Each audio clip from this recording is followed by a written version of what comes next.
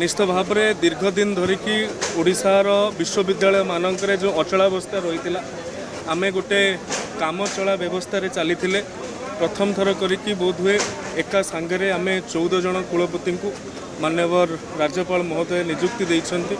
राज्यपाल महोदय को यथेष्ट कृतज्ञता। माननीय मुख्यमंत्री तांकर प्रेरणा एवं ओडिशार जो पाखापाखि 1450 रु अधिक शिक्षक पदवी खाली पड़ीथिला से रिजर्वेशन को लेकिन गोटे न्यायिक पद्धति रे आमे जाउथले। विगत विधानसभा रे ताहा पारित होइथिला एवं गतकाली सेथिपई मध्य विज्ञप्ति प्रकाश पाइछि। तेणु वर्तमान जो टीचर पदवी रही पाखापाखि 1450 रु अधिक assistant professor, associate professor, professor पदवी गुड़िक रही ताहार निजुक्तिर बाट फिटिला एवं आमे जो भाई भाव में कहीलु विगत 9 मास समय नहीं आम भिसी निजुक्ति करने एपाई निजक समय सीमा देइछु।